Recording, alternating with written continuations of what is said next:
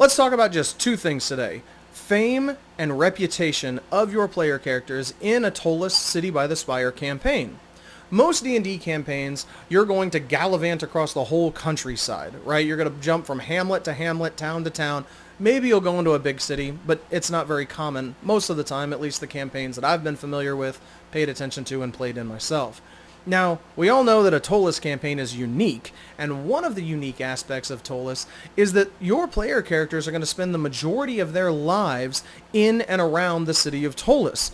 Therefore, they're going to have a lot more interactions with the same NPCs. They're going to develop allies, develop enemies, and one of the things that come with that, as they're adventuring around this whole city, they're going to be affecting the world that all of these NPCs live in. That's going to change their fame and their reputation, or maybe their infamy if you're running a not-so-good campaign. What does that look like for you? Well, for me, what we have done is that I have had NPCs that my player characters are dealing with start to know who they are, start to recognize them. And I've even had those interactions change a little bit based on the fact that somebody recognizes the PC, knows who they are. As I've talked about in my other videos, we started at level 5. We didn't start at level 1 because we're all really experienced D&D players. Don't really like levels 1 through 5. But we started at level 5, and since 2017, we've played them all the way up to 12th level. That's a lot of stuff that they've done in the city. That's a lot of NPCs that they've talked to. There's a lot of things that they have done that have changed the city. We've played through the Banewarrens campaigns. We're going through the Night of Dissolution campaign. Part of the Banewarrens campaign was actually that my group found this sword that was incredibly important to the Church of Lothian. Well, they actually threw a huge party with a ton of movers and shakers throughout the city for the player characters, honoring them for this find. Guess what? That affects everybody else in the city. People find out about this, they learn about them, they're asking more questions about who are these adventurers, what's special about them, what else have they done, and it starts a gossip chain. One of the fun things to incorporate in that too is we all played telephone as kids, right? You know that the story as it starts is not always the story as it finishes, and that's something else that you can have fun with. Maybe somebody does something bad that hurts the fame or the reputation of your player characters, or maybe a completely different adventuring group does something that gets attributed to your player characters.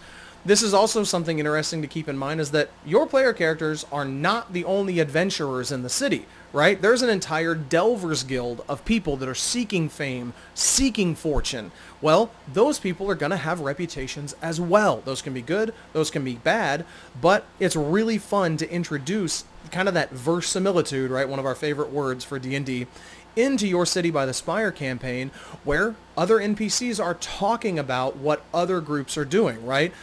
We had one instance where I had a Delvers group that came up and they were celebrating in the Ghostly Minstrel. They were partying and throwing all kinds of gold around because they had a Monty Hall day, right? Well, this causes other adventurers to come talk to them. Maybe it's even a hook for your player characters to say, hey, where did you go? What can you tell us? Can we bribe you a little bit to give us some of that information? Can we accompany you? And then it's fun as they start to gain levels, as they start to go through all the adventures that you have laid out for them. It's fun to start having NPCs maybe treat them a little bit differently. That can be good or bad.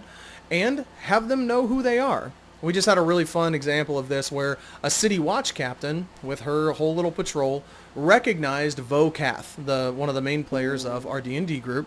Then what happened was she already knew about her, already trusted her just because of the reputation that she had, and so that kind of greased the wheels of the interaction, and that made for just a really fun role-playing time where this person already knew who the character was.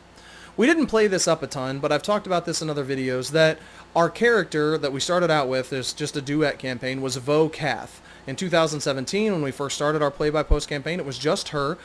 Our player did a really good job of not playing up that she was part of this nobility, and also that the Caths are actually kind of like the celebrities of the Ptolus world, right?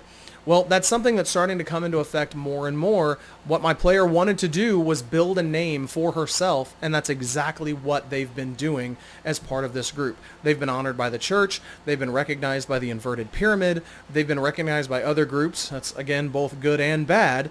And so I'm wanting to start playing that up more and more. I want my players to understand that they're actually affecting the world around them. People are taking notice of the things that they've done, and again, that can affect them them good or bad. One thing, again, I mentioned where it maybe affects them in a bad way, that somebody tries to slander them. This is something I used here recently. There's House Vladim and House Cath do not get along very well. There was an interaction between the player characters and House Vladim. Well, Vladim started throwing shade at House Cath, talking bad about them, saying they did something they weren't supposed to, and kind of throwing some of the slanderous words out there about them. Well, that's going to change how things happen in the world. Now, you can use this or not. It's been really fun for me as a DM to start having non-player characters know my player characters.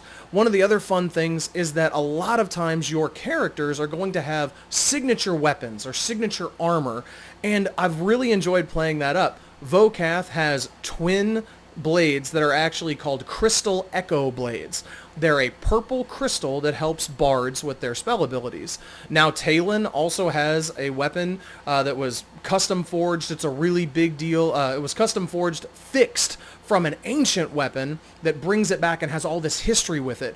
Well, that has started to change and be talked about with other groups in the city. It was really a big deal to the Latorians. So now he has a little bit of sway with Rastor, who buys and sells weapons. Rastor has given him a little bit better deal whenever they're buying and selling weapons because he has this signature weapon.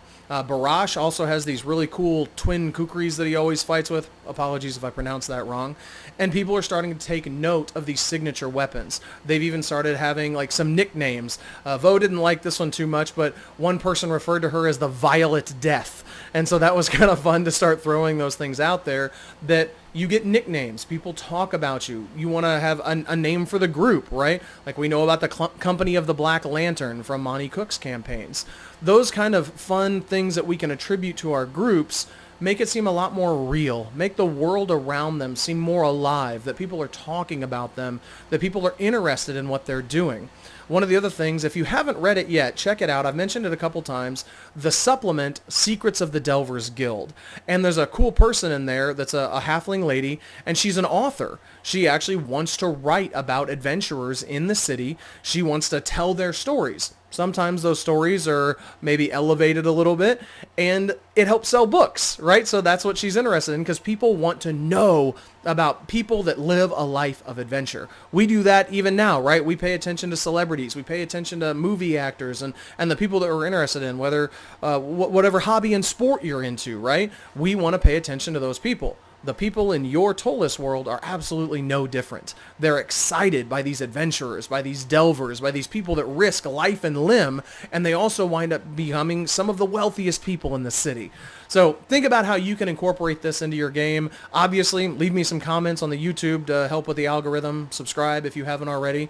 And there's going to be a link in the description as well. We have a Discord channel. It's been really, really fun to get to interact with a lot of you folks. I'm getting to the end of the video here. I want to also mention I apologize for my short delay here and space in between videos, but thank you everybody for their patience, and let's keep the conversation going on Discord. I love Ptolus. This is just one of the coolest campaign settings.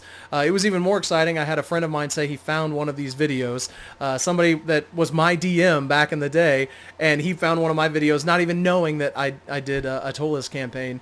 And so building this community has been really fun. Join us. Everybody's really friendly. Everything has been great. We've even got some homebrew content that's being created by people. I'm trying to share that on the website to make your job as a DM even easier to run a Ptolus campaign, as we're filling in some of the gaps and giving you extra resources. So leave a comment down below. Check out our Discord channel. Join us over there so you can have part of the conversation. And I hope all your dice come up 20s. Have a good day.